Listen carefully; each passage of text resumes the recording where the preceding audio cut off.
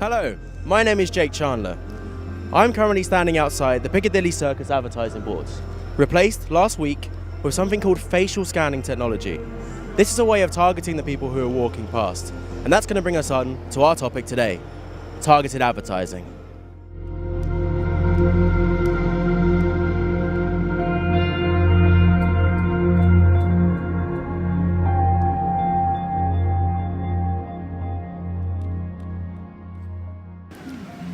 However, those boards are more about the spectacle advertising. They're all about the shiny lights and the big Coca-Cola adverts. What many people don't realise is how much advertising is actually targeting them. They're not what you see on your phone, your iPads, your laptop every single day. So I'm going to take my furry microphone and I'm going to go talk to the public and see how it affects them.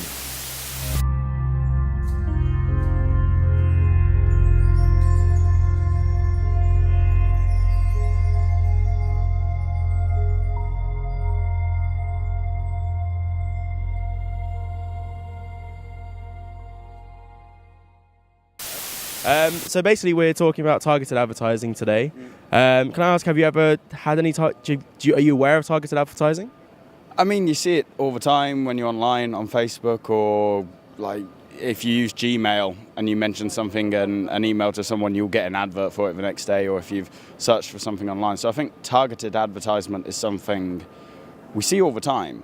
And it's not that we haven't seen it, it's that we might not have recognised it when we are confronted with it. Yeah, on Facebook and Twitter, especially when you go onto a website looking for a coat or something. Okay. Then you go onto Facebook and then you see a list of coats from websites you've been on. One huge example would be when my girlfriend and I trying to look for insurance, and I would look on my phone. 10 minutes later, I would be like, "Oh, here's a free car." It's like, "Oh, pay a £500 deposit, and then we won't pay you. You won't have to pay insurance." And I'm like, "Okay, well, I just looked up insurance. That's kind of fishy." The worrying thing is, this goes much further than just influencing your purchases. It can influence your vote. Never before have we been targeted by political parties in this way. Have a look at this advert from the Conservatives that shows just how much they want to influence you. I've been involved in opposing anti-terror legislation ever since I first went into Parliament in 1983.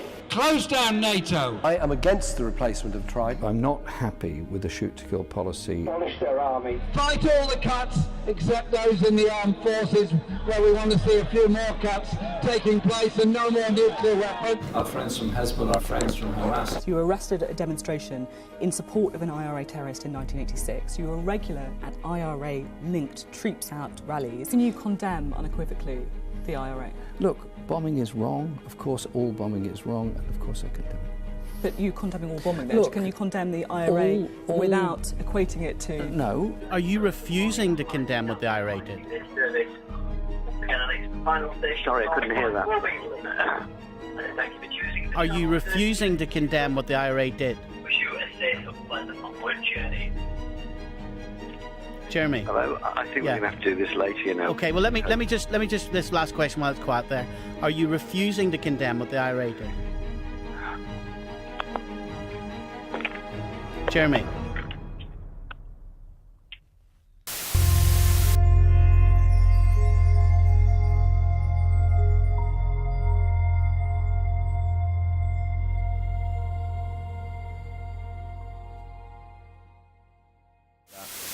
Obviously, if you're targeted to maybe by like a Razer or Amazon or something like that, it's quite different to being sort of targeted for like to target your votes or like propaganda sort of stuff. Do you think it's sort of worrying the levels it's sort of getting to now? It's worrying the levels it's getting to, but I don't think it's a new trend at all. We've had... look at newspapers. If you read The Guardian, it's very likely you vote Labour or Lib Dem. If you read The Express or The Mail, you'll probably vote Conservative. And the advertisements in there and the interviews they get will be targeted to their audience.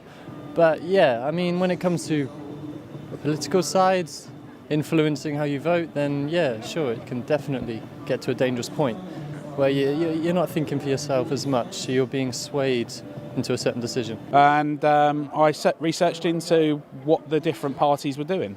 And yes, I got some targeted media back from that. Some was okay. But it's the same thing. I think with targeted media through things like you say, like the political side of it, I think it's kind of a good thing in a way, because it makes people talk, and you're seeing what we're having in politics. Too many people are saying, no, I can't bother to vote. I don't know nothing about what's going on. Whereas if it's in your face a little bit more, maybe it makes them think about who they're going to vote for and why they're going to vote for different people. In short, this documentary only touches on targeted advertising. The amount of information we all have out there now has increased tenfold, and every company is able to get their hands on it. One thing is for sure, many people might not care about the battle of the brands, but everyone is influenced by it.